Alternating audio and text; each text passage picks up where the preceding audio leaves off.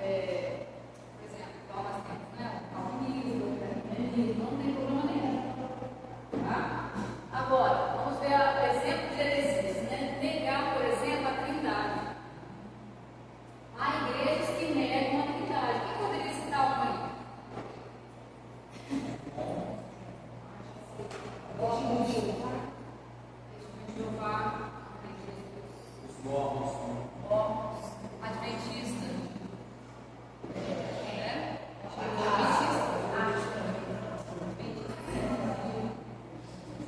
Não, mas o que? Poderia citar aí? A Trindade, negar que Jesus é Deus.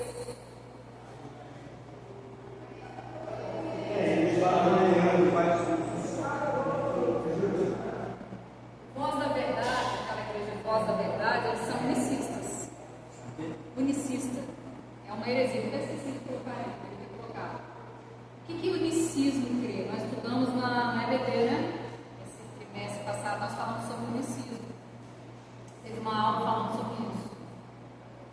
A crença unicista, eles creem que Deus Pai, Filho e Espírito Santo são um só. É uma pessoa só.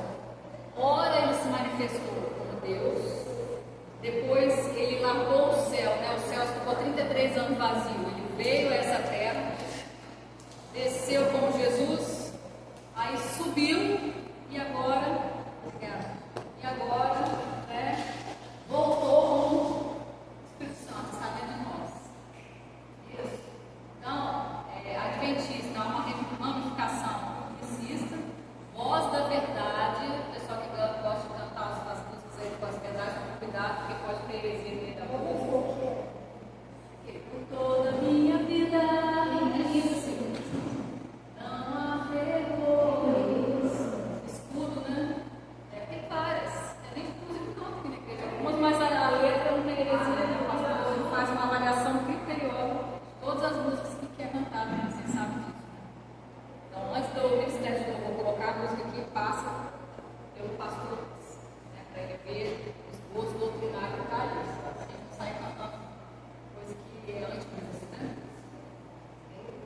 Não, essa aí não tem heresia dessa música, não. Muito embora eles são do Voz da Verdade, que é uma igreja que prega heresia. Vamos lá. Outra heresia aqui, gente, negar que Jesus morreu pelos nossos pecados. É uma heresia. Isso? Negar a ressurreição de Jesus. É uma heresia. Jesus não ressuscitou. Jesus não ressuscitou, porque nós estamos fazendo então. Né? Outra coisa, pregar que a salvação é pelas obras. Quem prega que a salvação é pelas obras? Espíritas e a igreja católica.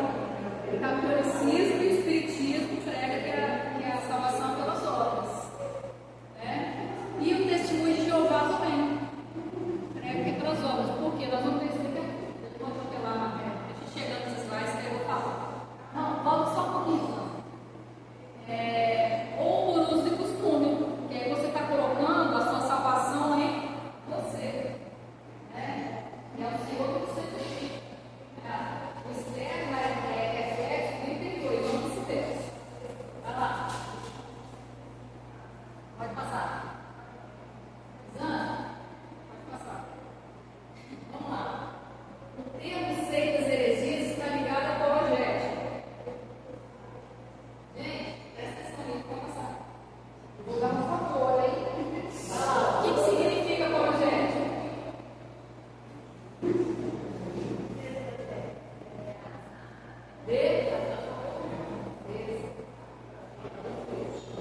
Então, o que significa apologética?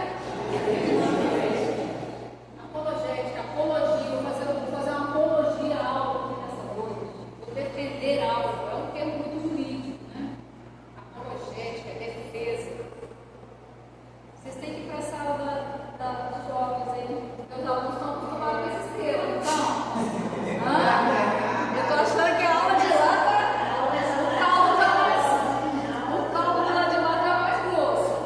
Na feijoada está mais. As viúvas vai lá, Sassi, continue. Então vamos lá, apologistas e polemistas. Já estudamos isso aí também. O que pregaram os apologistas logo no início do primeiro sabemos que a história da igreja ela foi recheada de muitas heresias. Nossa matéria está falando sobre 6 heresias. Logo, né, após aí o período apostólico, né, primeiro teve o período apostólico, depois o período dos pais da igreja. Vou fazer uma pergunta aqui que vocês vão saber responder, os meus alunos vão saber. Quem eram os apóstolos? Quem eram os apóstolos? Eram os discípulos. Os apóstolos eram os discípulos. Paulo também. E parece que Apolo também falou que era. Tem um versículo aqui. Paulo, ele se colocou como apóstolo, por quê? Para ser um apóstolo, qual é o critério para ser apóstolo? Tem que ter estado com Jesus. Isso aí. Tem que ter sido, né, testemunha ocular, tem que ter andado, visto Jesus, falado com Jesus.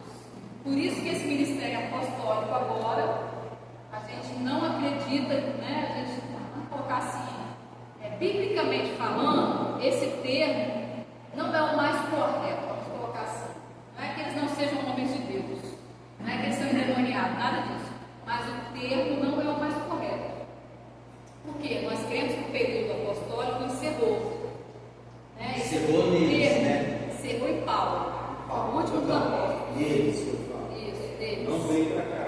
Não, porque eles andaram com Jesus. Depois, né, de João, Paulo, foram os últimos ali. Ninguém mais viu Jesus. Ninguém mais. Jesus se manifestou para esse período apostólico. E quem foram os pais da igreja? Foram que ouviram os apóstolos. Aí foi quem andou com os apóstolos.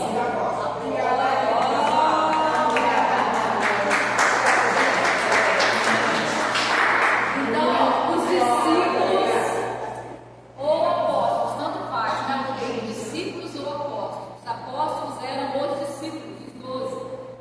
Tá bom? E aí também Paulo, né?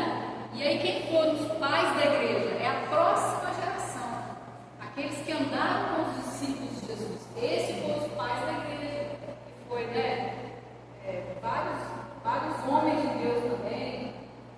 Muitos usados pelo Senhor para defender a igreja das heresias, né? E aí nós vemos que nesse primeiro período da igreja aí, houve muitas situações, que eu não vou falar aqui porque senão vai se estender, porque se eu começar a falar eu vou entrar na história da igreja. Mas os apologistas precisaram defender a igreja dos ataques externos, né? Que a igreja, que os membros eram canibais, porque eles estavam ali participando do sangue. Esse é o meu sangue, esse é o meu corpo, comei, né? E bebei em memória de mim. Então as pessoas que estavam infiltradas ali, muitos deles ali enviados pelo Império Romano, falavam que esse pessoal não é crente em nada, eles não estão seguindo religião nenhuma, eles são tudo canibal, eles estão armando uma emboscada para derrotar o Império Romano. E os cristãos foram muito perseguidos no primeiro século. O primeiro século foi marcado muito por perseguição.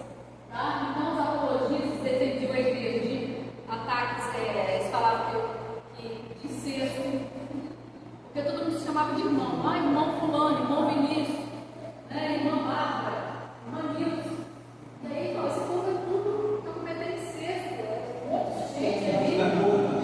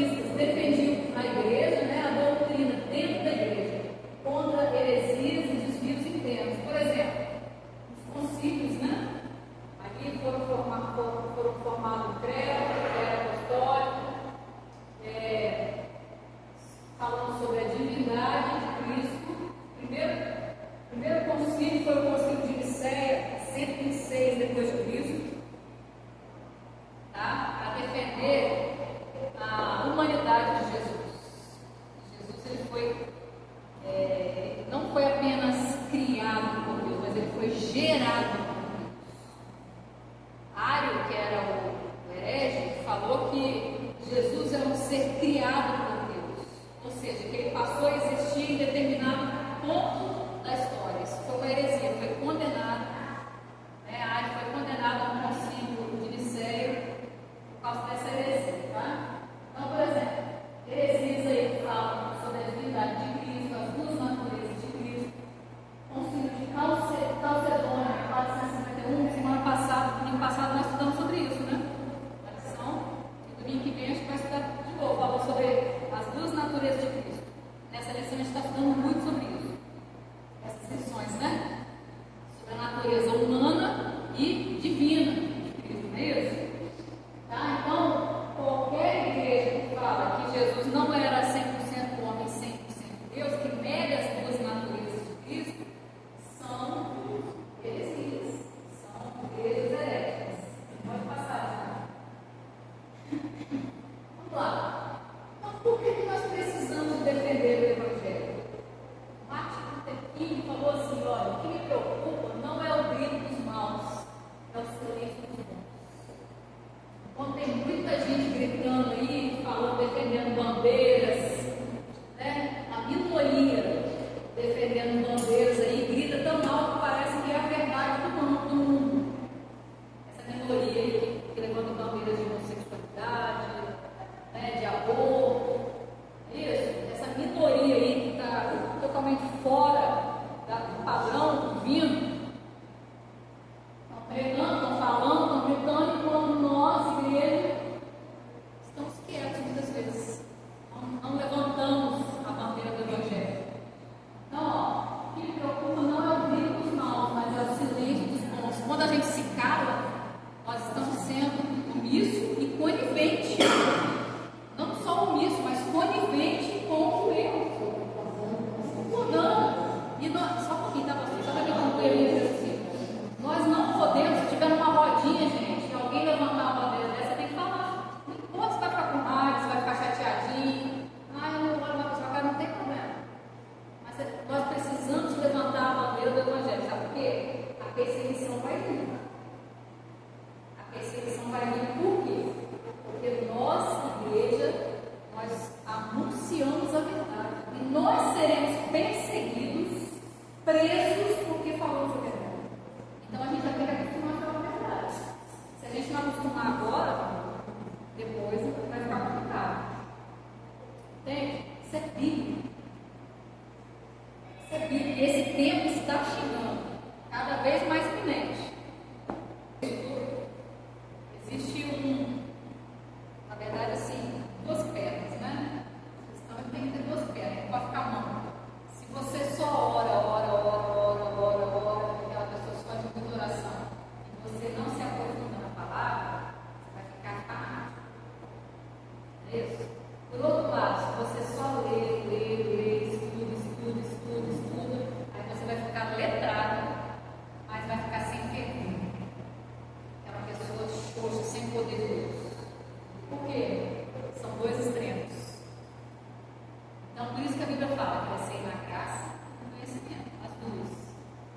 Porque não adianta você orar muito, ser uma pessoa muito fervorosa, sem conhecimento, você vai ter muitos erros, muitos equívocos. Por outro lado, se você só ler, estudar, não ter uma vida de oração, de busca, de santificação, de jejum, enfim, né? Buscar o Senhor mesmo, aí você vai ficar caminhando muito lado. Então tem que ter um equilíbrio. Ok? Vamos lá. Próximo slide. Pode já falei assim. Então olha só. Essas pessoas que trabalham lá na Casa da Moeda, nos Estados Unidos, eles se tornam especialistas da nota verdadeira, ou seja, especialistas da verdade. Quanto mais conhece o dinheiro verdadeiro, mais identificam e descarta a nota falsa. O que significa isso? Quando a gente estuda muito a palavra de Deus, pode passar o próximo. Quando a gente estuda muito a palavra de Deus, a gente se dedica à leitura da palavra de Deus, né? A gente vai reconhecer os erros, as heresias das outras Bíblias. Tá? Não precisamos dominar, a gente não precisa dominar todas as heresias. Não tem como. Né? Mas nós precisamos conhecer a palavra de Deus. Aí eu coloquei um exemplo ali, ó, para o TJ,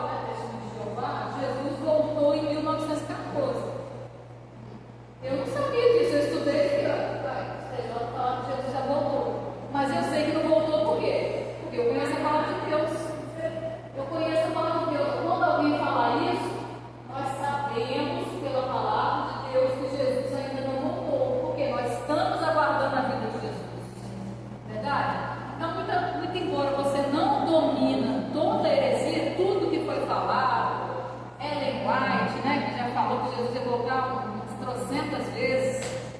Isso, Ellen White da Adventista, né? Tem que ir lá, né? Eu sei, você sempre tem que sair com criança, né? Deixa eu adiantar aqui, senão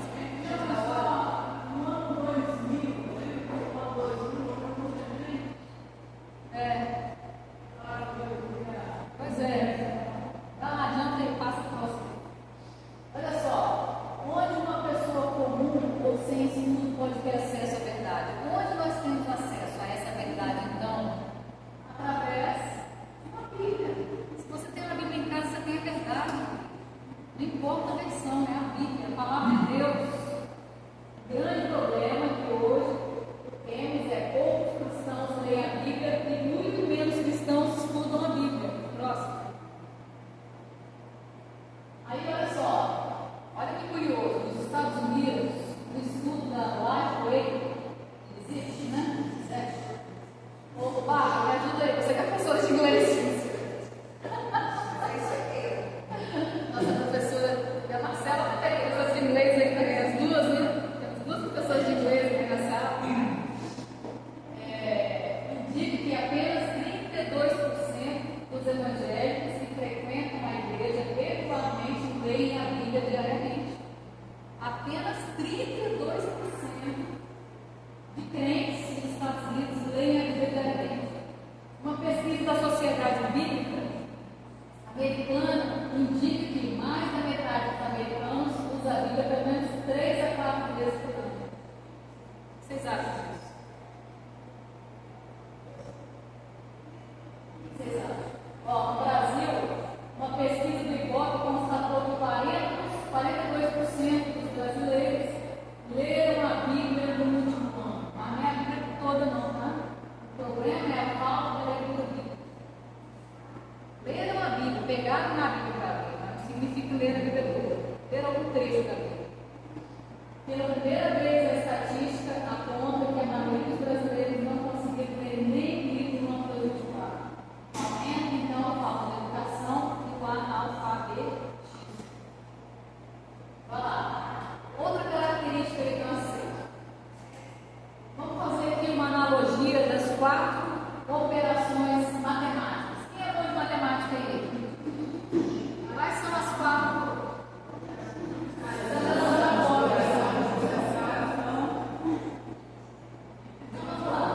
Vamos fazer uma analogia que vocês nunca mais vão esquecer. Quais são as características da seita? Vamos lá, pode passar aí. As próximas. Então, na adição, toda seita ela pratica adições no seu esboço, arcabouço doutrinário. O que significa isso? Ela adiciona elementos que não tem na Bíblia. Por exemplo, os adventistas, eles usam a Bíblia nossa, né? Mais os escritos da Ellen White. Você sabia que o adventista, a Ellen White, ela é o espírito profético da nossa época? Porque segundo a seita adventista do sétimo dia, eles creem que a palavra de Deus, a Bíblia, ela é arcaica, ela não está atualizada. Existem assuntos hoje contemporâneos que necessitam de, vamos colocar assim, de ser falados. E a Ellen White trouxe esses assuntos. Então, para eles a Bíblia é insuficiente, mas nós temos na suficiência da palavra. Ela é inesgotável, ela se renova a cada dia. Testemunha de Jeová, o que eles adicionam? Adicionam a Bíblia, que já é alterada. Gente, testemunha de Jeová, tudo deles é heresia. Tudo, não salva nada. A forma como eles veem Deus, Jesus, Espírito Santo, o céu deles é diferente, o inferno, Satanás, tudo é diferente. É outra, tudo errado. Então, o que eles creem? Eles creem que a Bíblia é alterada, mas a sociedade toda dividida. Os mormons, eles usam a Bíblia mais o livro dos mormons. Eu até tenho esse livro dos mormons na minha casa que eu ganhei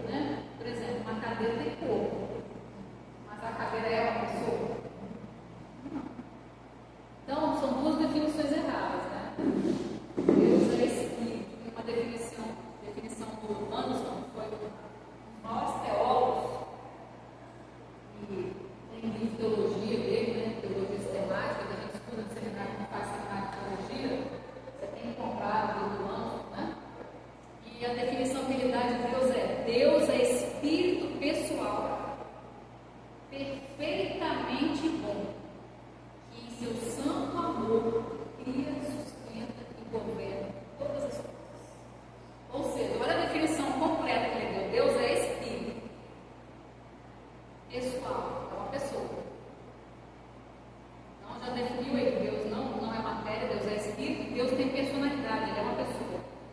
Perfeitamente bom, o caráter de Deus. Ele é perfeitamente bom, não há maldade em Deus. Que em seu santo amor, o amor de Deus é santo, Ele cria, Ele criou, Ele sustenta o universo e Ele governa. Ou seja, Deus, Ele é todo poderoso, é o Shaddai. Ele cria e sustenta tudo pelo seu poder. Tá? Esse é o nosso Deus. Bom, vai lá, próximo slide. A seita também, ela crê na multiplicação. Quais são os quatro? As quatro operações matemáticas? Subtração, divisão e multiplicação. Isso aí. Vamos lá, então falando aí sobre a multiplicação. A seita, ela acrescenta outros elementos para a salvação. Nós entendemos que a salvação é pela graça, pela fé em quem? Em Jesus. Só isso, fechou? A salvação vem através de alguma obra humana? Não. É porque você é bonzinho? É porque você ajuda alguém? Você está fazendo bem, é ótimo. É a sua obrigação. Aí Deus fala, serve muito, não fez mais que a sua obrigação. É assim que Deus trata. Então vamos lá. Quais são os elementos que eles acrescentam? Ó, por exemplo, a legião da boa vontade, né? Eles precisam fazer as boas obras para ser salvos. O Espiritismo também acrescenta as boas obras. O catolicismo também, né? E o testemunho de Jeová, eles evangelizam. Quem aqui já foi aplaudir o testemunho de Jeová na sua casa? Às vezes você está descansando lá, a campainha toca, né? Aí você olha assim, testemunho de Jeová. Então, olha só. Eles têm que praticar isso aí tantas horas por mês para ser contado mensalmente, para ser inscrito e ter o privilégio de ser TJ. Lá no Brooklyn, né, nos Estados Unidos, há um registro mensal das horas e atualizado todo mês. Tá? Se eles não praticaram aquelas horas, o nome deles sai. Certo? O nome deles sai da lista. E aí eles perdem o direito de ser testemunho de Jeová. Eles têm serviço de campo, eles são obrigados. Não é porque são bonzinhos, isso não. Mormon também. Mormons também, é os Shelders, né? Que eles colocam aquela camisa Elders, né? No início da minha caminhada, quer dizer, no início, quando eu conheci Jesus, né? E aí eu aceitei ser mormon. Ah, é? Aí quando eu vivi naquela Também você sabe. só aí eu fiquei um ano. Aí tá, não consegui nada. Um dia eu peguei o ônibus, aí passou por cima do viaduto do Amazonas e o trânsito estava infernal. Então eu fico ali dedicado. E dava em cima da igreja. Aí o pastor falar, você que está aí dentro do ônibus, você está ouvindo a minha voz, você está assim, assim, assim, assim, desce que o Senhor te chama hoje. Esse foi o meu nome. Eu desci, recebi o Senhor Jesus. Glória a Deus. Vocês sabiam que a Liliana Eu ligou a gosto muito igreja? que eu falo as coisas, né? A Liliana é. Então, os mormons, eles creem dessa forma, né? Mormon não, os testemunhos de Jeová. Eles precisam de ter uma quantidade de horas de evangelismo nas casas para poder ser inscrito, ter um nome lá. Eles creem naqueles 144 mil. Lembra no Apocalipse? 144 mil serão salvos. Eles creem que eles têm que fazer parte do filme limitado, né? Vamos lá. Agora sobre divisão, né? Isso aqui é forte, tá? Eu queria falar um pouquinho mais semana que vem sobre isso. Esse assunto aqui ele é muito vasto. Só começar a moldar aqui, semana que vem a gente vai complementar mais. Só para você estar muito bem. Eles também, por exemplo, se eles ligarem, eles não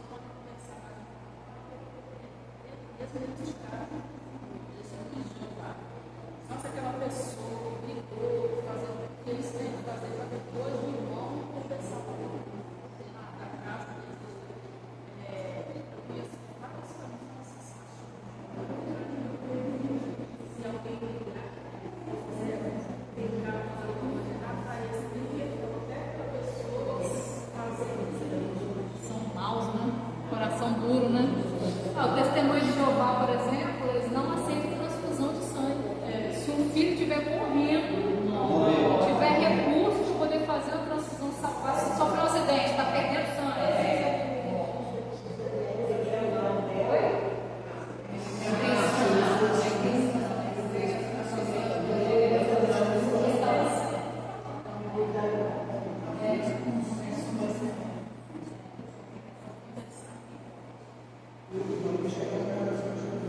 Então vamos lá, falando sobre divisão, está quase encerrando já a aula, é caracterizado pelo exclusivismo, tá?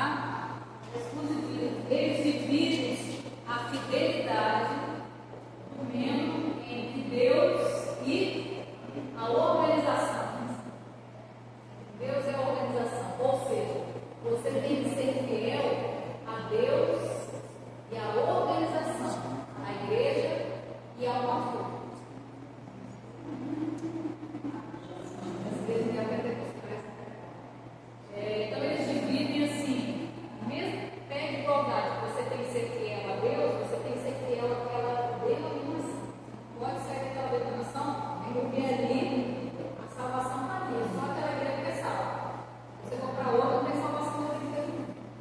Aí, por exemplo, ó, algumas igrejas pseudo-cristãs e neopentecostais têm essa característica. Eu coloquei o exemplo aqui da Adventista, né, que é pseudo-cristã. Nenhum pastor ou membro da Adventista visita outra igreja. Você já viu um pastor pregar?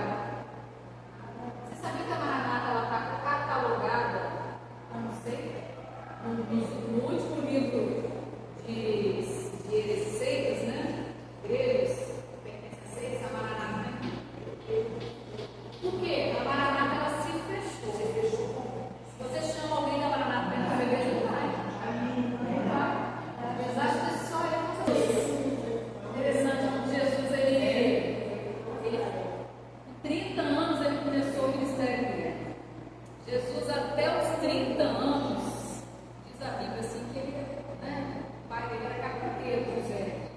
E aí eu fico imaginando, gente, Jesus fazendo uma cadeira, uma mesa, que ele mudava para o pai, né? Deitado em qualquer poltrona, né? Mas o propósito dele para que ele veio foi isso? Não. Jesus não veio para ser carpinteiro. Aí, em dado momento, Jesus mostrou qual o propósito daquele dele. Então, tudo tem um tempo certo na nossa vida. A gente às vezes fica pensando, né? O que eu estou fazendo?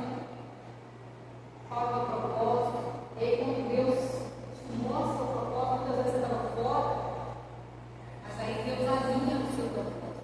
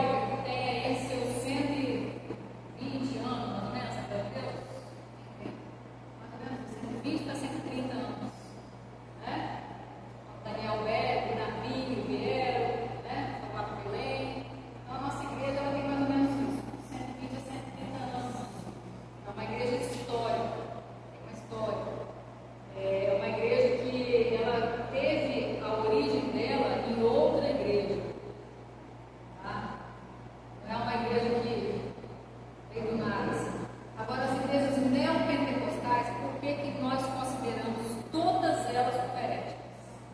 Todas as igrejas neopentecostais são heréticas. Quais são elas? Mundial, Igreja, como é que é? Mundial Shalom, Universal, mas qual? Mundial?